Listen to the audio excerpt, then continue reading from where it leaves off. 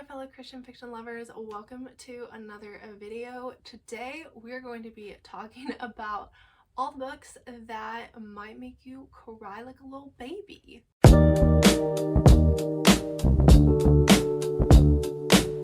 So when I was thinking about what video to do this week, I was just thinking about how I've been very emotional recently. Ever since I've gotten engaged, I've just been way more sentimental and emotional, and thinking about the wedding and like being married has just like really upped the waterworks for me, and I am not a huge crier. So I was thinking, like, let me talk about some books that might make people cry, because sometimes when you're in that like sentimental emotional state, you're like, you kind of want to lean into it a little, you know? I don't know if that's just me, but I'm like, sometimes if I'm like emotional, I'm like, let me read a book that might stir up more emotions. So yeah, I have compiled a short list of books that will probably most definitely bring you to tears while reading them. Alright, the first book I have to talk about is Under the Magnolias by T.I. Lowe. This book is one of my all-time favorite books. I read it for the first time in 2022. Yeah, I read it for the first time in 2022, soon after it came out, I believe. Yes, because it was published in 21. And it just hit me so hard what the main character Austin goes through in this book is just gut-wrenching. It is so sad. And then I reread this book last year, I want to say. All of the books I'm talking about today I have read within the last year. So I reread this last year and it just hit me hard in the same places again. Just some of the stuff and the personal feelings that Austin goes through in this book I really related to, which is why it definitely like was sad and made me cry, like made me tear up multiple times. But the premise, or what this book is about, so it opens on Austin Foster. She is the oldest of, I think, 8 siblings. 6. She has 6 younger siblings. And the first chapter opens on her coming home from some social event, and her mom has had a home birth to the twins, her final like set of twins, and she dies while giving birth to the twins, and Austin basically witnesses that.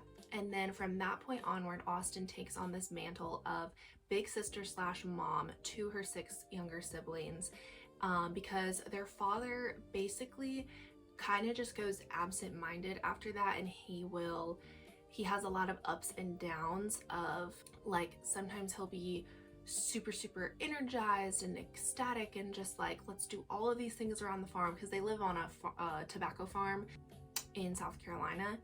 And then other times he's like super depressed and won't come out of his room for days. So Austin basically has to be like the head of the house. She makes sure her siblings get to school, stay clothed and fed, and she just has to grow up really fast. And most of the book takes place when she is like a junior and senior in high school, and there's a boy involved. It's not a romance though. Why are you crying? Come here. Okay, we needed more attention. But yeah, like I was saying, it is not a romance, but there is a boy involved, and so she's navigating that, as well as, you know, being a big sister mom, and she grapples a lot with, does she really deserve a good life? And like, can she take time to have her own dreams, and like, who is she outside of taking care of her family? And when she meets and gets to know this boy, what's his name? Vance. He kind of helps answer some of those questions, and he's a really good character. But yes, this book is so sad, so sad. I fell in love with it instantly though, and definitely has some themes of like mental health and identity and But when I say mental health, this is like a slight spoiler, but not really. Mental health in the sense of supporting a family member who has mental illness, and that's what really hit home for me, as I was when I first read it, going through something somewhat similar. So yes, that is Under the Magnolias. Okay, now we have both dogs. They just can't be left alone. All right, the next book I want to talk about is This Promised Land by Cathy Gohlke.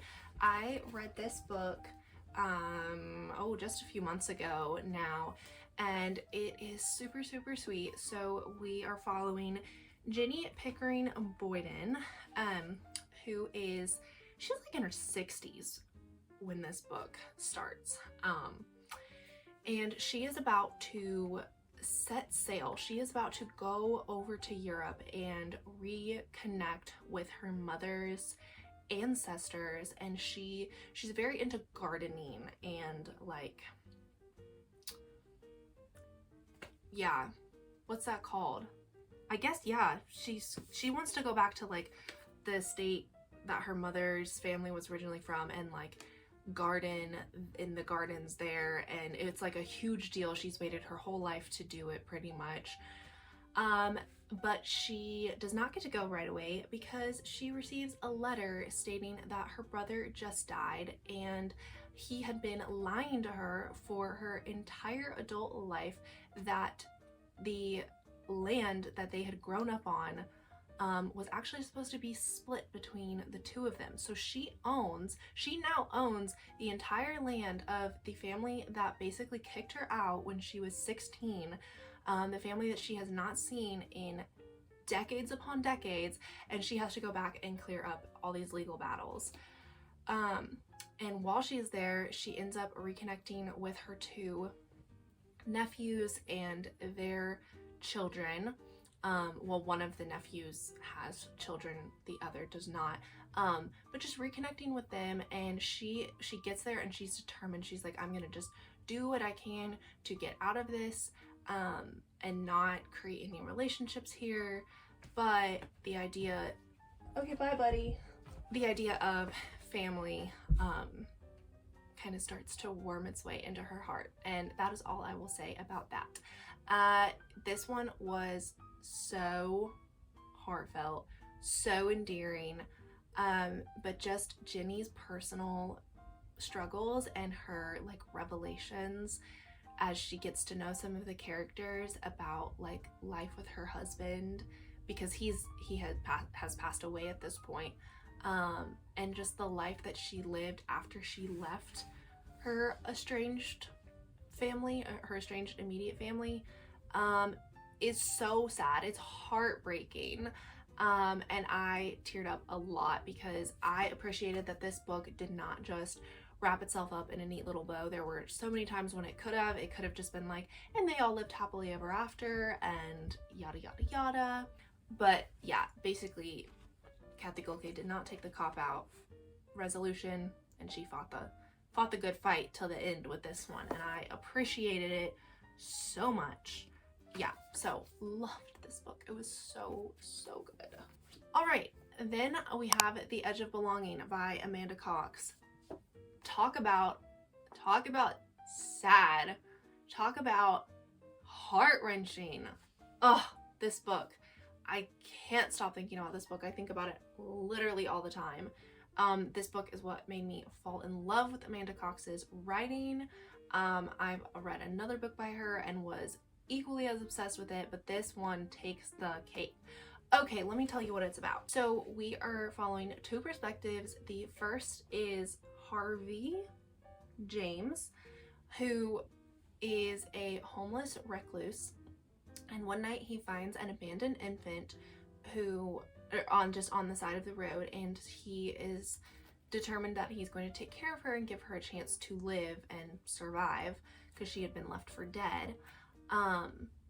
And then the other timeline is that infant grown up, Ivy Rose, and she has just escaped an abusive relationship where she was working, and she goes back to her hometown and is cleaning out her grandmother's house, and learns a lot of things about her childhood that she had no idea about. And Harvey, he ends up getting connected with this like church community because they hire him, and he is able to like take care of Ivy. Yeah, that's kind of the basic premise of the book. We just flip between those two.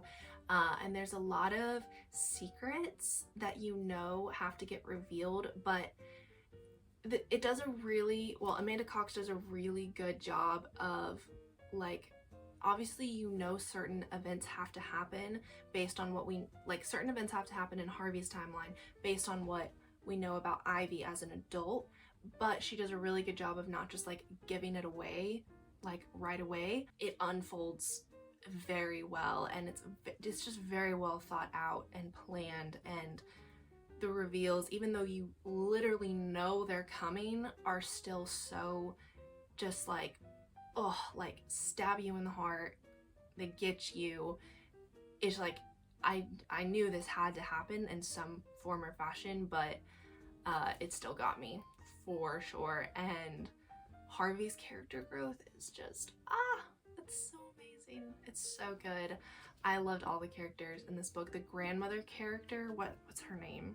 Pearl, the grandmother. Oh my gosh, love her. I want her as my grandmother, or like an aunt or someone, but she is just so kind to Harvey.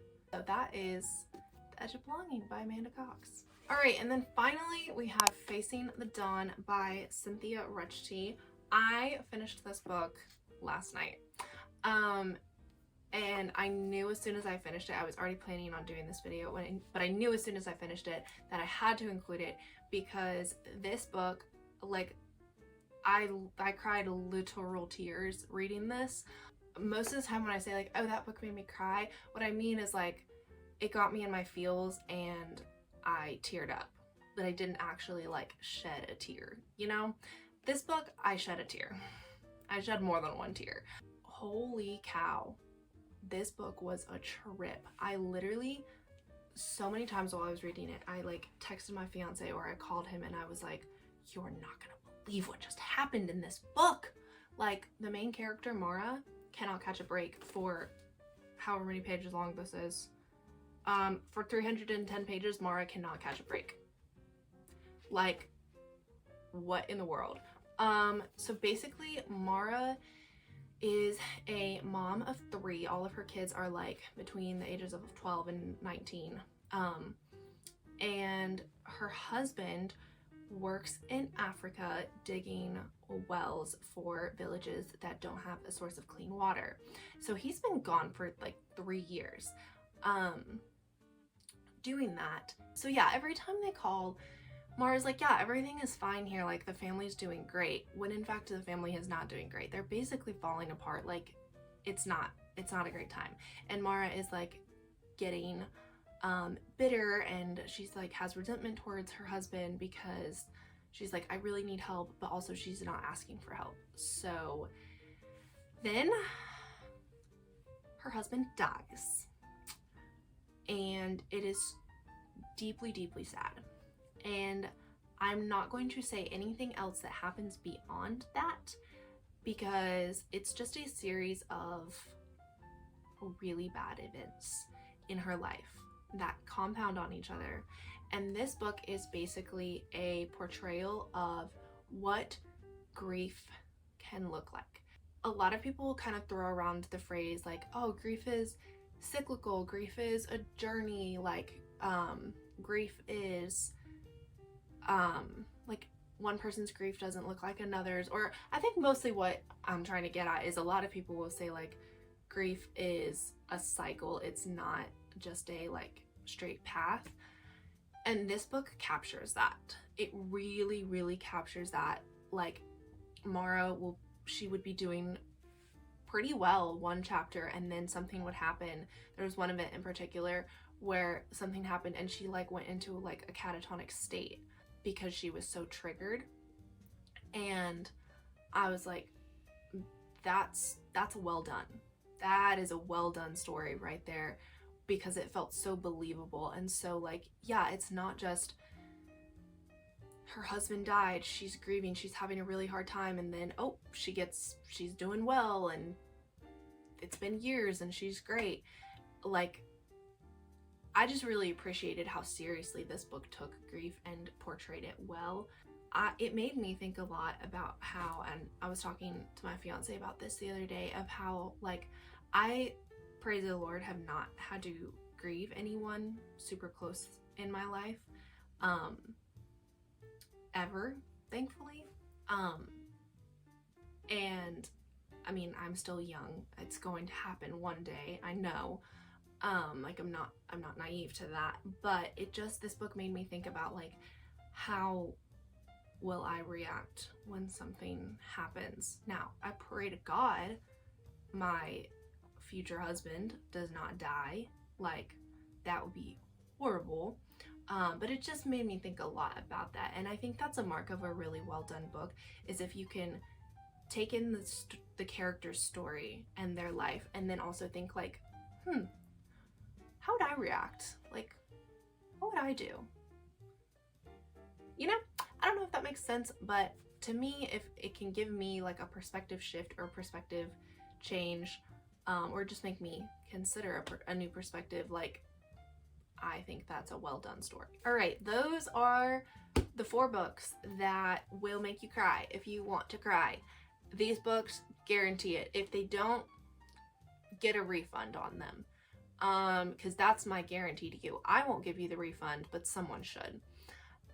Anyway, these stories are beautiful. Don't let the, like, oh, they're tear-jerking, like, scare you away from them. I firmly believe we need more than fluffy romances in our reading lives. I love to read stories like this, and the fluffy romances are great, but so are the stories that really hit home hard, and just kind of make you consider things differently. With all of that being said, we're gonna end the video there.